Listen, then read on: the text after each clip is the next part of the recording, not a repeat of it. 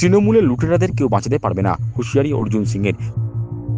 তৃণমূলের লুটেরাদের কেউ বাঁচাতে পারবে না। রবিবার রাতে বিজেপির ব্যারাকপুর এক মণ্ডলের তরফে মসজিদ মোড়ে আয়োজিত প্রতিবাদ সভায় বক্তব্য রাখতে গিয়ে এভাবেই হুঁশিয়ারি দিলেন ব্যারাকপুরের প্রাক্তন সাংসদ অর্জুন সিং।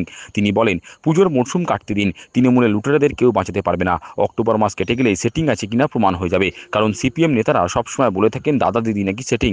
বামেদের নিশানা করে তিনি বলেন, জিসি রোডে সিপিএমের 12 জন সদস্য বসবাস করেন, অথচ ওখানে সিপিএম 12টার বদলে ভোট পায় মাত্র 3টে।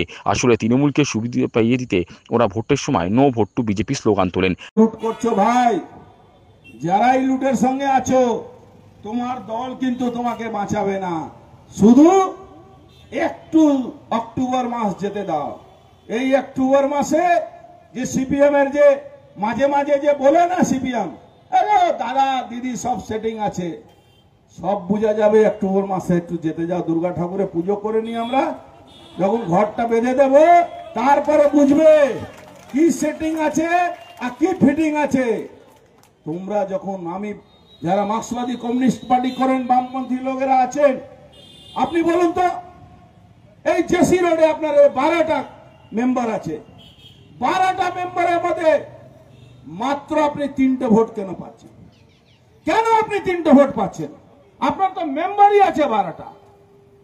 আপনি মুসলমান ভোটটাকে নিজে পার্টিতে রাখতে পাচ্ছেন না, শুধু হিন্দুদেরকে সেকুলারিজমে গল্প করে হিন্দু ভোটারদেরকে আপনি ভোটের সময় নো ভোট টু বিজেপি করে পশ্চিমবাংলা তৃণমূল কংগ্রেসকে ডাইরেক্ট ইনডাইরেক্ট ফেভার করছেন।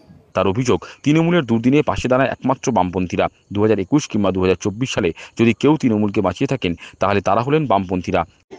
2024, 2021-এ যদি কেউ বাঁচিয়ে থাকে তার নাম হলো বামপন্থীরা, যারা পশ্চিমবাংলা সিপিএম, পশ্চিমবাংলা তৃণমূল কংগ্রেসে যেই সময়টা খারাপ হচ্ছে তখন নো ভোট টু বিজেপি হচ্ছে।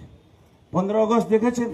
উক্ত সভায় হাজির ছিলেন বিজেপি নেতা তথা আইনজীবী কৌস্তব বাগচি, চন্দ্রমণি শুক্লা, প্রাক্তন কাউন্সিলর মিলন কৃষ্ণ আস, বাবু নাগ, ব্যারাকপুর এক মণ্ডল কনভেনার গোবিন্দ ঘোষ প্রমুখ।